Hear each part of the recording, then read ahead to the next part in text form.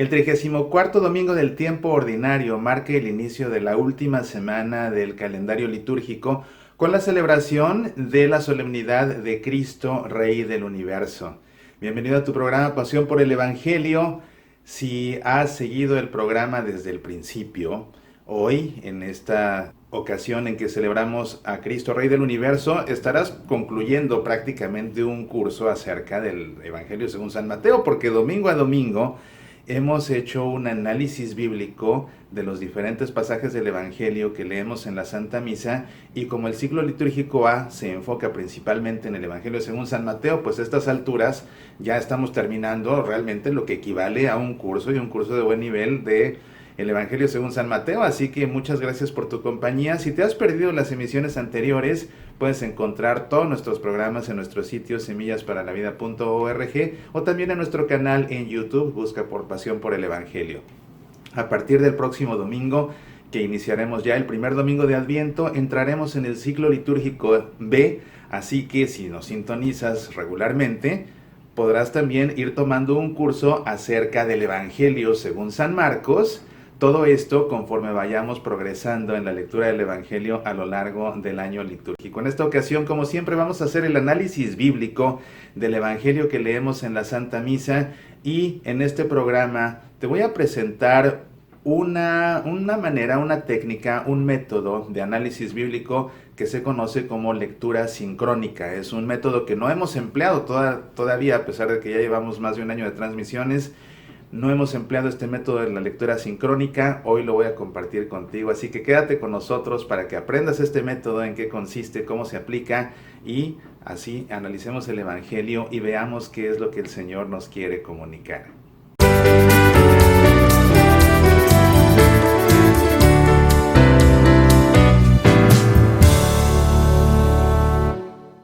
Muchas gracias por sintonizarnos una vez más, y si estás viéndonos por primera vez, bienvenido a este programa.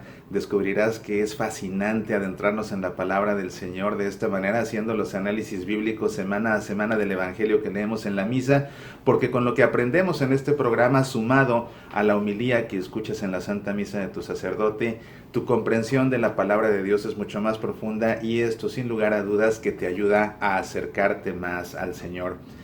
Te recuerdo que este sábado 25, si estás viendo el sábado 25 y visitas nuestro sitio semillasparalavida.org, todas las descargas de audios y de videos de Semillas para la Vida tienen 40% de descuento. Si nos sintonizas el domingo, bueno, pues el domingo todas las descargas tienen 30% de descuento. Si nos sintonizas el lunes, 25% de descuento. Así que aprovecha.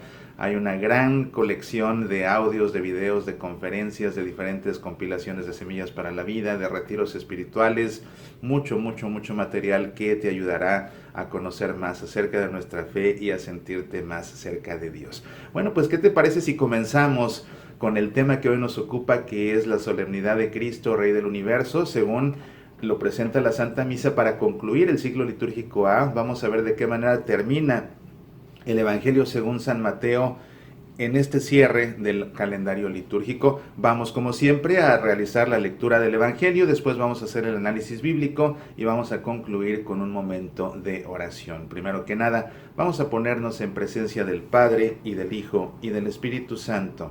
Amén.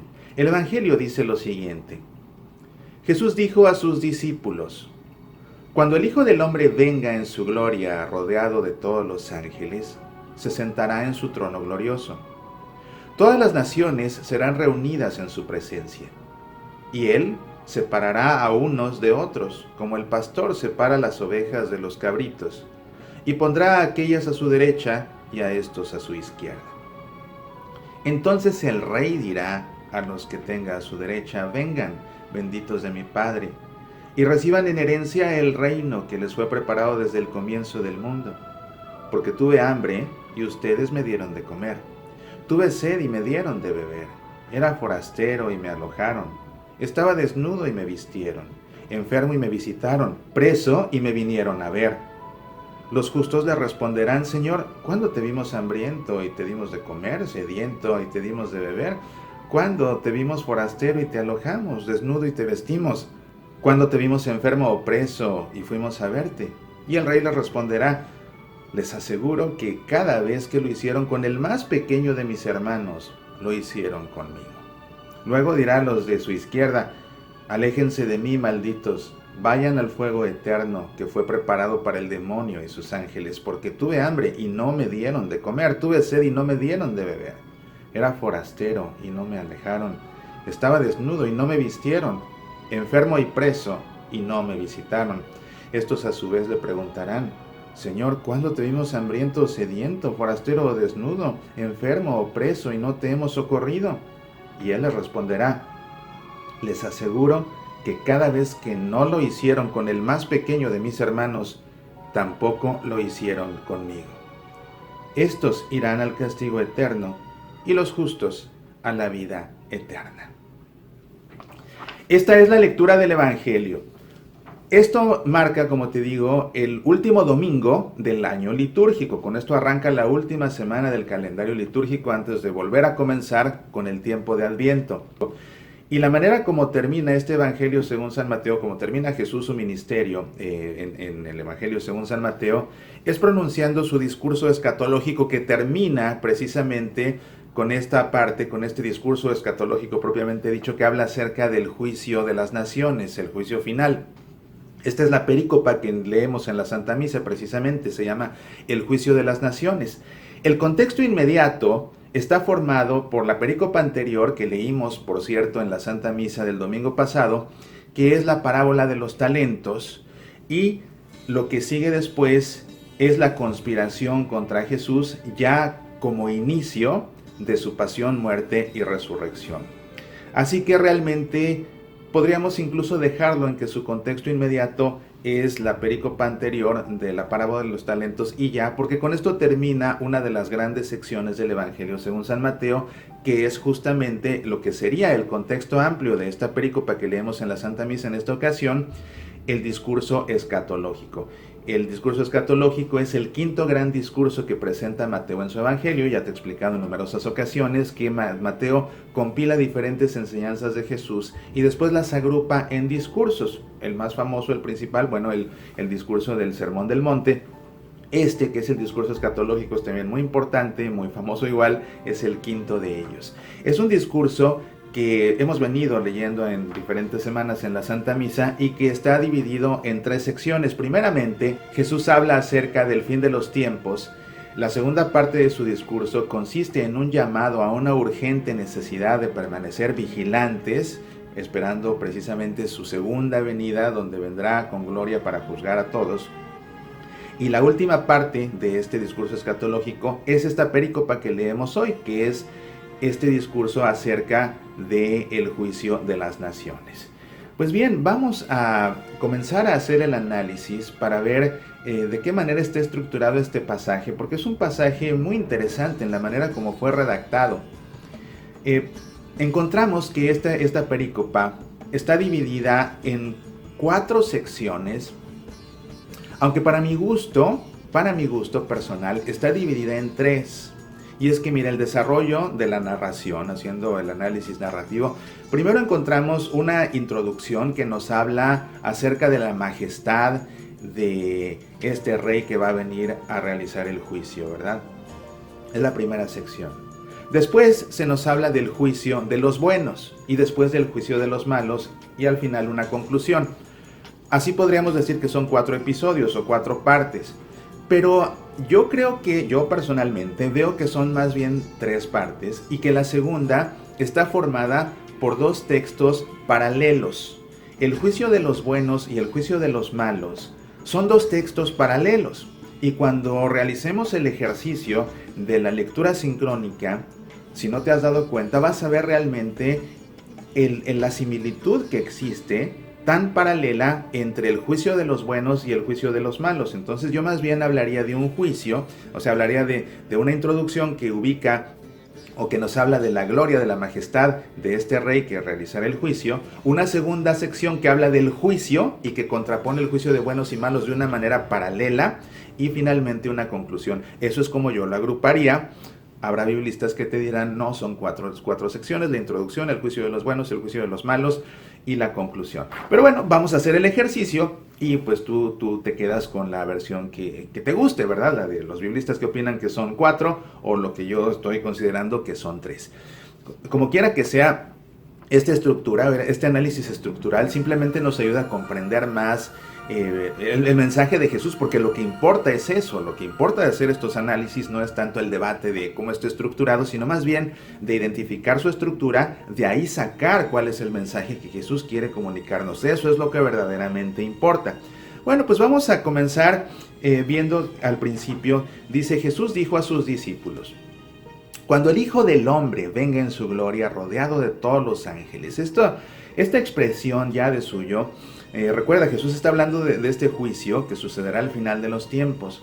Entonces vemos cómo es un discurso escatológico porque habla de lo que sucederá al final, pero a la vez es un discurso apocalíptico. Y la manera como Jesús introduce este discurso es precisamente con una expresión totalmente apocalíptica: cuando el Hijo del Hombre venga en su gloria, rodeado de todos los ángeles. Ya de entrada, esta expresión Hijo del Hombre es una expresión que Jesús usa en numerosas ocasiones para referirse a sí mismo, pero es una expresión que Jesús toma del Apocalipsis del profeta Daniel. El Apocalipsis, no creas tú que es el último libro que aparece en la Biblia que se conoce como el libro del Apocalipsis, no. Ese libro pues sí es el Apocalipsis, pero porque pertenece además a un género literario que se conoce como apocalíptica, literatura apocalíptica.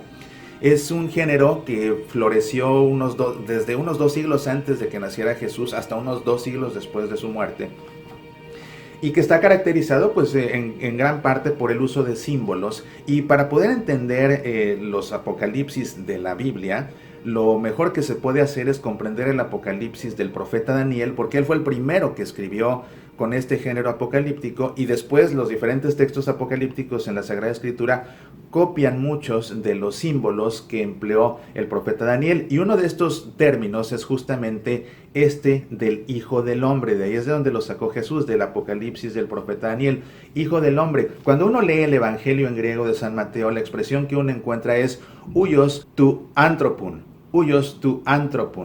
que es la traducción a hebreo, la traducción a griego de la expresión Bar Enash, que es la que usa realmente el profeta Daniel, Bar Enash, que lo podemos entender como Hijo del Hombre literalmente, pero que realmente el significado de esa expresión Bar Enash es aquel que tiene los atributos originales de Adán cuando fue puesto por Dios en el jardín del Edén. Imagínate, en esa expresión Bar Enash, toda esa esencia está condensada. El Bar Enash es aquel que posee las cualidades de Adán cuando Dios lo puso en el jardín del Edén. Cuando Dios lo puso en el jardín del Edén, no después de que cometió el pecado. Por eso es que decimos también que Cristo es el nuevo Adán, este nuevo Adán que viene a componer todo lo que el Adán original echó a perder con su pecado. Y toda esa fuerza de esa expresión Bar Enash, que en griego fue traducida en el Evangelio según San Mateo, la vemos así como huios to anthropon, y que está traducida al español como Hijo del Hombre. Eso es lo que significa, y es lo que el nombre que Jesús está dando a sí mismo en el arranque de este discurso que habla acerca del juicio de las naciones. Entonces, cuando el Hijo del Hombre venga en su gloria rodeado de todos los ángeles, se sentará en su trono glorioso. Todas las naciones serán reunidas en su presencia. Llama la atención que dice todas las naciones serán reunidas en su presencia, de modo que este juicio que va a realizar este Hijo del Hombre, que es precisamente Jesús, el Mesías, es un término mesiánico también esta expresión Hijo del Hombre. Bueno, pues el juicio que va a realizar el Hijo del Hombre cuando venga en su segunda venida, en la parusía, su segunda venida gloriosa y definitiva, dice aquí que es un juicio para todas las naciones. Todas las naciones serán reunidas en su presencia. ¿Por qué se habla de todas las naciones? Bueno, porque no está reservado este juicio únicamente para los judíos, los cristianos que se estaban convirtiendo del judaísmo. Mateo escribió su evangelio para cristianos que se habían convertido del judaísmo. Este juicio no va a ser solamente para los judeocristianos. Nosotros como cristianos tampoco tenemos que entender este juicio como un juicio reservado únicamente a nosotros los cristianos. No, dice todas las naciones. Entonces es un juicio tanto para los judíos como para los gentiles.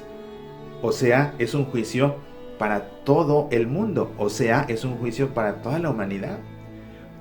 Toda la humanidad que Dios ha creado a lo largo de todos los tiempos va a ser congregada y va a ser juzgada por el Hijo del Hombre, por el Mesías, por Jesús. Y Él separará a unos de otros, como el pastor separa las ovejas de los cabritos, y pondrá aquellas a su derecha y estos a su izquierda. Esta frase que emplea aquí Jesús la está tomando prestada o se está basando en otro de los profetas, en este caso no en un profeta apocalíptico, sino en un profeta que habla justamente del buen pastor Ezequiel, y ese texto completo de Ezequiel es lo que leemos en la Santa Misa en esta ocasión en la primera lectura. Acuérdate que el tema de la primera lectura es siempre el mismo tema del Evangelio.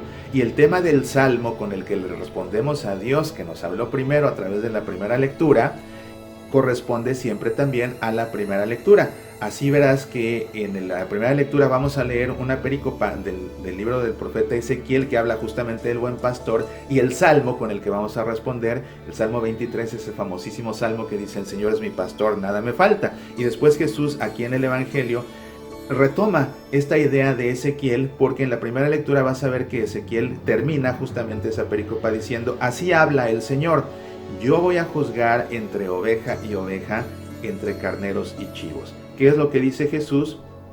Que el Hijo del Hombre separará a unos de otros, como el pastor separa las ovejas de los cabritos, y pondrá a aquellas a su derecha y a estos a su izquierda. A las ovejas del lado derecho, a los cabritos del lado izquierdo, porque esto es un símbolo que sobre todo la gente de allá de Palestina, con su vida pastoril, entendía perfectamente. Quizás a nosotros nos cuesta un poco más de trabajo si no vivimos en el campo. Usualmente los pastores llevan en el rebaño mezcladas tanto las cabras como las ovejas.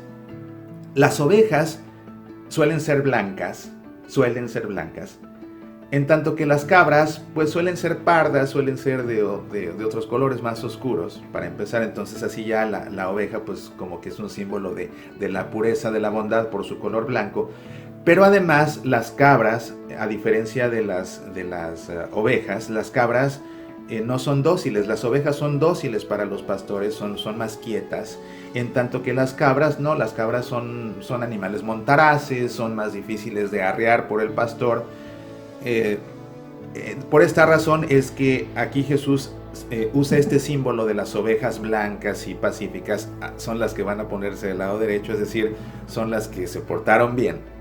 Y en cambio los cabritos, los necios, los que los que se desperdigan, los que andan por su lado saltando como quieren, por donde quieren, los que son más difíciles de arrear, esos simbolizan a los que se van a colocar del lado izquierdo del juez, es decir, a los malos. Entonces de aquí viene el texto ya de estos juicios. Y lo que quiero hacer no es leerte primero el juicio de los buenos y después el juicio de los malos, sino que lo que quiero hacer junto contigo es precisamente esta lectura sincrónica.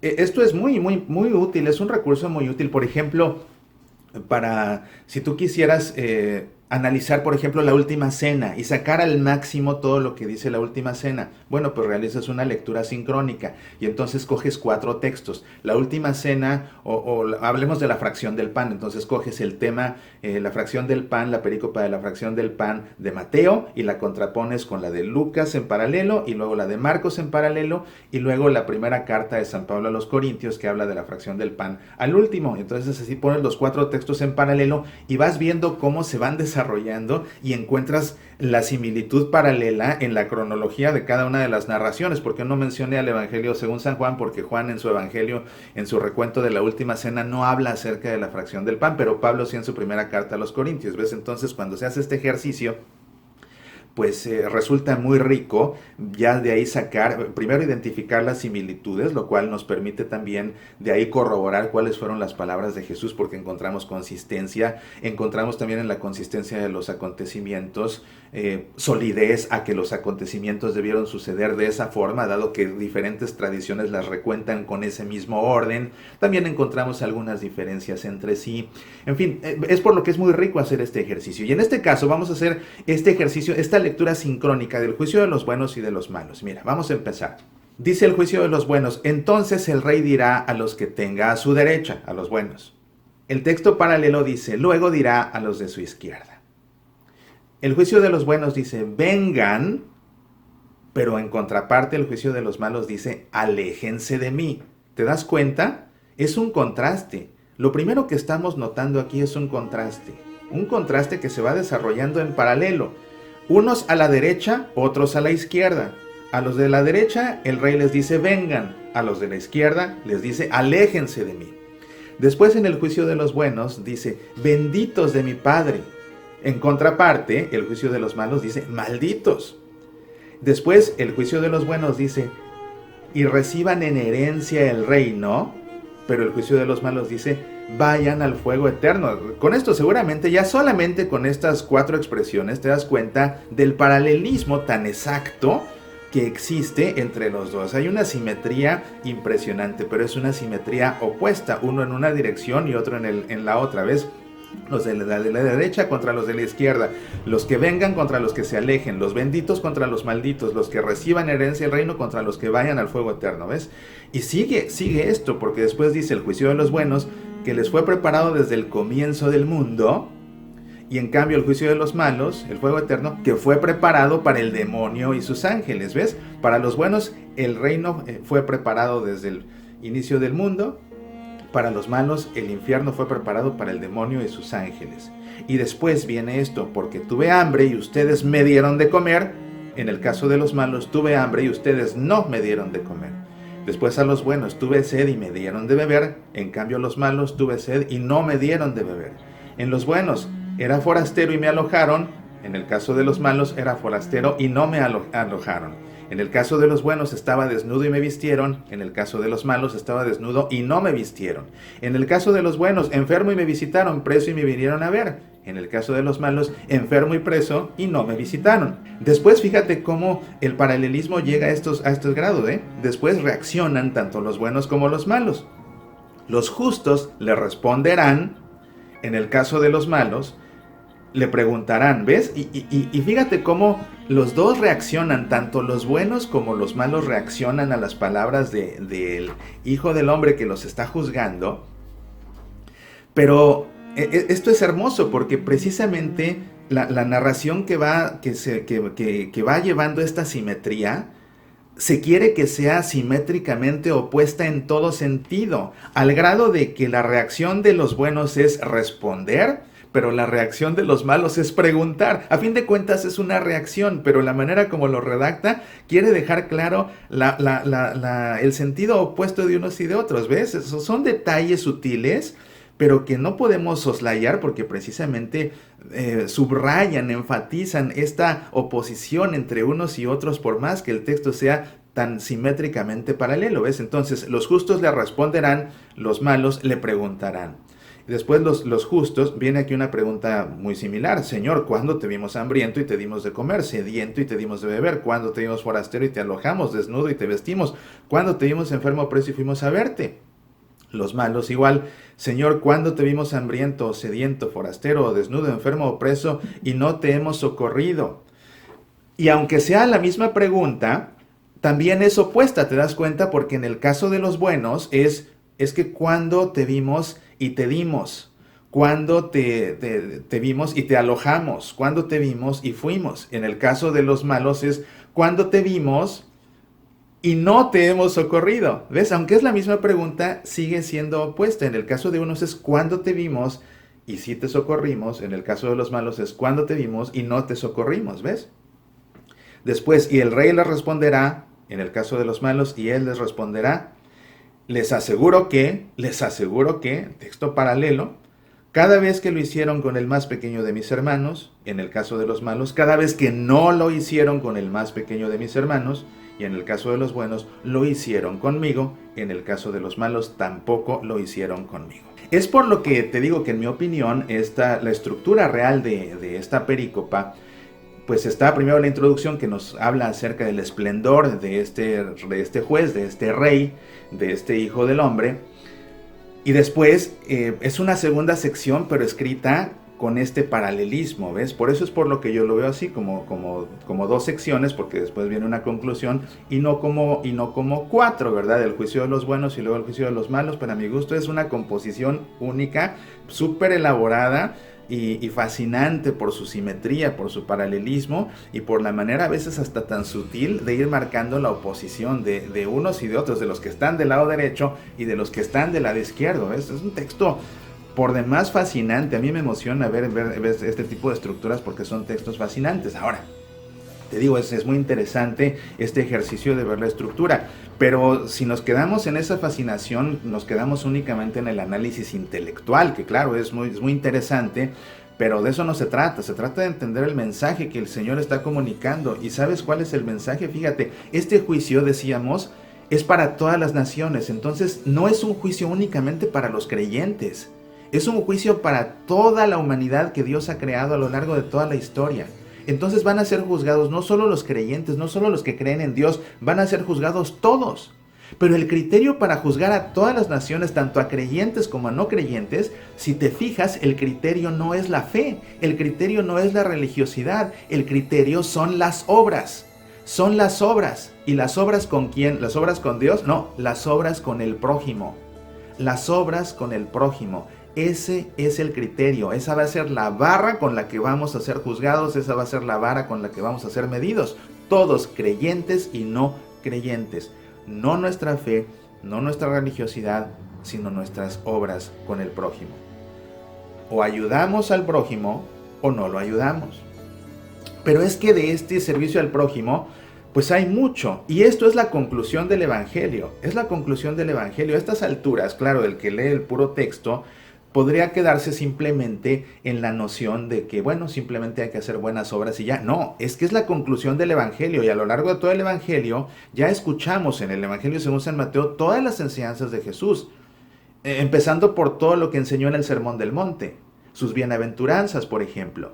De manera que este proceder no es un proceder vacío, seco, no. Es un proceder que viene del amor. La motivación para servir al prójimo no es otra sino el amor. Y es por lo que Jesús nos va a juzgar en función de nuestras obras, porque en la medida que nosotros ayudamos a los que están necesitados, en esa medida estamos nosotros amando. ¿Y estamos amando cómo? Como ama Dios. Esa es la importancia de esto.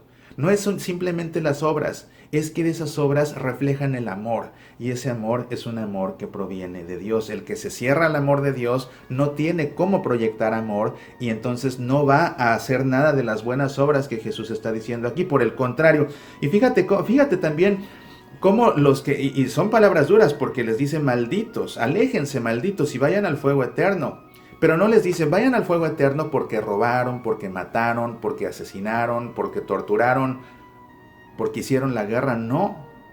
Fíjate cómo a los que está mandando al diablo literalmente, no es a los que cometieron esa serie de actos, sino a los que dejaron de hacer cosas buenas. ¿Te das cuenta? Tuve hambre y no me dieron de comer, dejaron de darme de comer. Tuve sed, dejaron de darme de beber. Estuve desnudo, dejaron de vestirme. Estuve enfermo, dejaron de visitarme. ¿Te das cuenta? Esto es muy fuerte.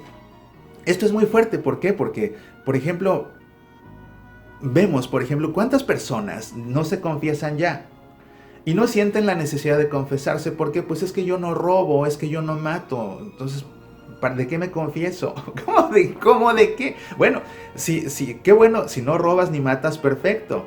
Pero si además das de comer al hambriento, das de beber al sediento, vistes al desnudo, visitas al enfermo, todo esto, perfecto. Entonces no tienes nada de qué confesarte. Pero si ni robas, ni matas, ni tampoco ayudas, pues entonces ese pecado de omisión, vaya que tienes que arrepentirte de él y que tienes que pedirle perdón a Dios. Porque si no, ¿qué crees que va a pasar cuando vengas rodeado de ángeles en el juicio final? ¿Qué crees que va a pasar? Te va a poner como cabra del lado izquierdo, te va a decir, aléjate de mí, maldito, y vete al fuego eterno. Realmente es importantísimo tomarnos esto en cuenta, ¿ves? A veces es lo que nosotros pensamos, ¿quién se va a ir al infierno? ¿El que roba, el que mata? Según lo que Jesús está diciendo, el que se va al infierno es el que deja de ser misericordioso con los demás. el que deja de ser misericordioso con los demás. Bueno, no, realmente un mensaje de Jesús duro, pero un mensaje de Jesús bello. Porque no se trata a fin de cuentas de quedarnos con la parte negativa de la historia, se trata de quedarnos con la parte positiva, con la buena noticia, y vamos a ver cómo termina esto, para que veamos cómo termina con un tono positivo, no con un tono negativo. La conclusión es esta frase que dice: estos irán al castigo eterno y los justos a la vida eterna. Este versículo final es lo que técnicamente se conoce como un paralelismo antitético. Bueno, ya estos dos textos de los juicios pues también son un gran paralelismo antitético, ¿verdad? Un paralelismo opuesto muy desarrollado, pero este versículo por sí solo es también un paralelismo antitético. Los malos irán al castigo eterno, los justos a la vida eterna. Pues, ¿ves? Es una idea paralela. El desenlace de los malos, el desenlace de los justos, se habla de los malos, se habla de los justos, y el desenlace es también opuesto. Como dice, los malos irán al castigo eterno, los justos irán a la vida eterna. Y fíjate, la palabra clave aquí es eterna, el castigo eterno, la vida eterna. Encuentras entonces si notas, ¿no? La oposición, los malos al castigo son los de la izquierda, entonces los malos al castigo eterno y los buenos, los de la derecha, a la vida eterna también. Ahí está nuevamente esa oposición en este paralelismo. Pero lo último que dice Jesús no es hablar del castigo de los malos, lo último que dice Jesús es que los justos van a ir a la vida eterna. Y Jesús termina con ese tono positivo. Fíjate cómo no termina con el tono negativo. ¿Por qué no?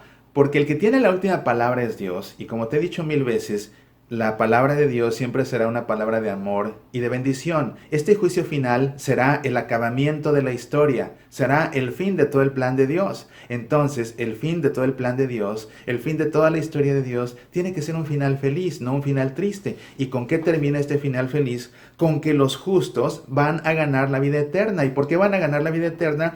Porque dieron de comer al hambriento, dieron de beber al sediento, vistieron al desnudo, visitaron al enfermo. Todo esto.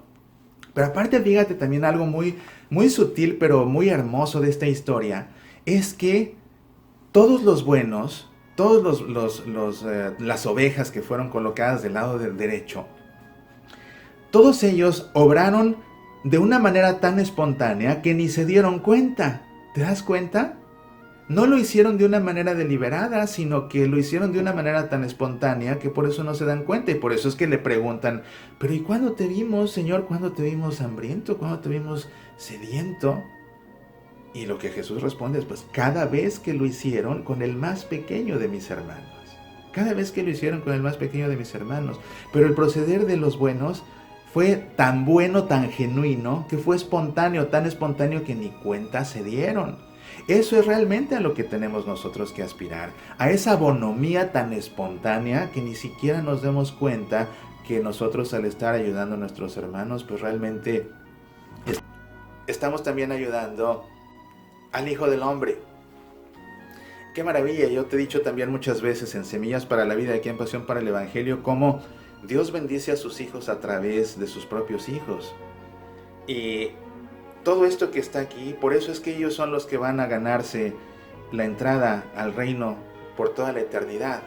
Porque todos ellos fueron canales de la bendición de Dios para aquellos que están en necesidad. Fueron canales de la bendición de Dios. Los que se rehusaron a ser canales de la bendición de Dios y por eso no ayudaron a nadie, ellos son los que merecerán el castigo eterno. Pero los que se abrieron al amor de Dios y fueron, y de manera espontánea, canales de su bendición para sus hermanos, ellos son los que van a entrar al reino de los cielos. Por eso es que siempre te digo, sé tú mismo una bendición de Dios para los demás, porque eso se traduce en todo esto, en dar de comer al hambriento, en dar de beber al sediento y todo lo demás. ¿Te das cuenta?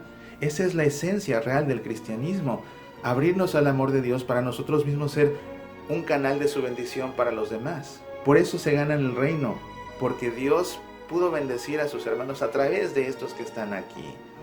Y pues los que se cierran, ¿no? Y date cuenta cómo ese criterio con el que el Hijo del Hombre va a juzgar a todos es ese.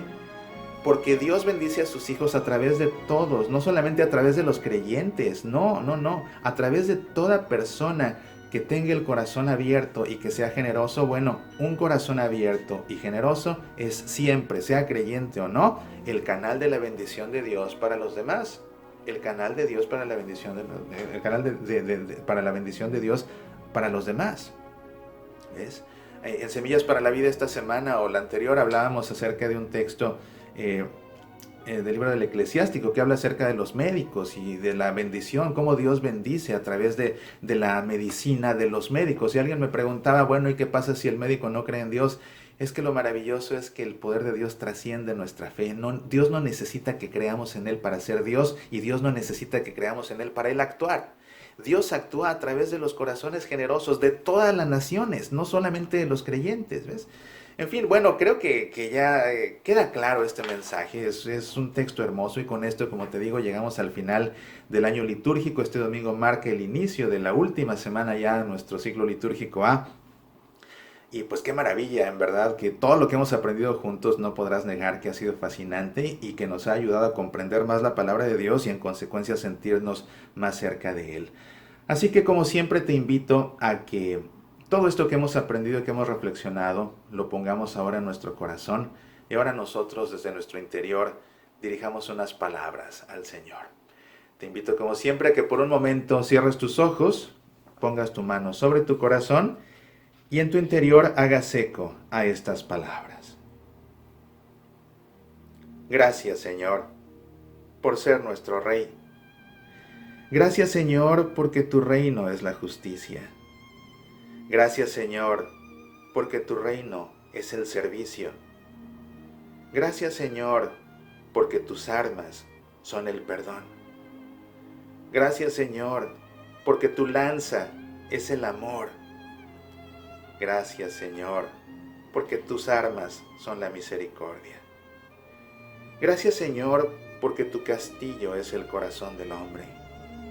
Gracias, Señor, porque tu corona no es de oro. Gracias, Señor, porque tus vestidos no son de seda. Gracias, Señor, porque tus pies van descalzos. Gracias, Señor, porque tu trono es una cruz. Gracias, Señor, porque nos esperas al final de los tiempos. Gracias, Señor, porque tú eres el centro de nuestra vida. Gracias, Señor, por ser nuestro Rey. Amén. En el nombre del Padre, y del Hijo, y del Espíritu Santo. Amén. Muchas gracias, como siempre, por acompañarme a lo largo de este tiempo en el que hemos aprendido juntos acerca de la palabra del Señor. Recuerda, por favor, visitar nuestro sitio semillasparalavida.org y aprovecha este sábado todas las descargas de audios y videos. Recuerda, con 40% de descuento, domingo con 30% y lunes, que es el Cyber Monday tan famoso, con 25% de descuento. Aprovecha, mientras más pronto realices tus descargas, pues aprovecharás un descuento todavía mayor, y como te digo, así nos ayudas a seguir continuando nuestra obra de evangelización a través de los medios de comunicación. Nos vemos la próxima semana para comenzar nuestro siguiente año litúrgico en el hermosísimo tiempo del Adviento. Mientras tanto, que Dios derrame abundantes bendiciones sobre ti y tu familia, y por favor, ya después de lo que hemos leído aquí, por favor, sé tú mismo un canal de la bendición de Dios para los demás. Apasionate por nuestra fe.